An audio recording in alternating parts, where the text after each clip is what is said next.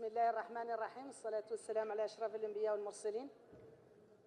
À mon tour, Monsieur le Premier ministre, de vous souhaiter la bienvenue ainsi qu'à l'ensemble de votre respectable délégation. C'est vrai, Monsieur le Premier ministre,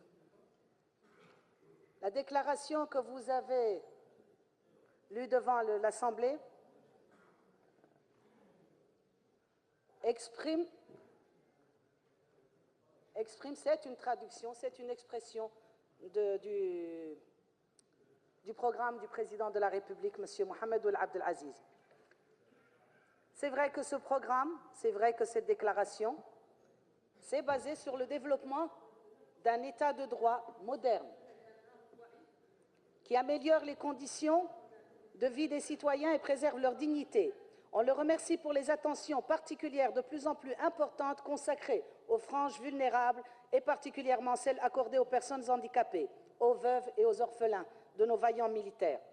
Nous félicitons Monsieur le Président pour toutes les décisions, pour toutes les mesures très avant-gardistes et très courageuses qu'il a prises depuis son arrivée à la tête de notre pays.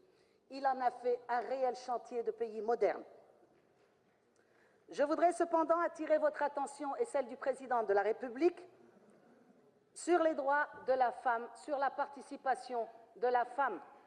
Surtout, je peux me le permettre parce que je connais, et nous connaissons tous, l'importance qu'accorde Monsieur le Président et que vous accordez à la femme et à la condition de celle-ci. D'ailleurs, vous l'avez bien traduit, c'est bien traduit dans votre gouvernement. Mais quand même, quand nous avons reçu le projet de loi relatif aux conseils régionaux, nous avons été très inquiètes.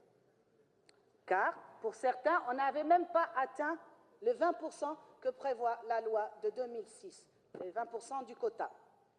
Alors que, Monsieur le Premier ministre, la Mauritanie a ratifié les OMD qui prévoyaient 33% pour les femmes. Ensuite, elle a ratifié les ODD qui prévoient carrément la parité. Monsieur le Premier ministre, connaissant, comme je vous ai dit, et là je vous signale, connaissant la volonté du Président, là nous remarquons que c'est un recul par rapport à sa politique vis-à-vis de l'inclusion de la femme dans la gouvernance des choses publiques et dans l'accès aux postes électifs. Donc de ce fait, Monsieur le Premier ministre, nous vous demandons de bien vouloir régler ce problème et je pense qu'on est en train de parler à une oreille attentive qui va régler, enfin c'est ce que nous espérons, qui va régler ce problème.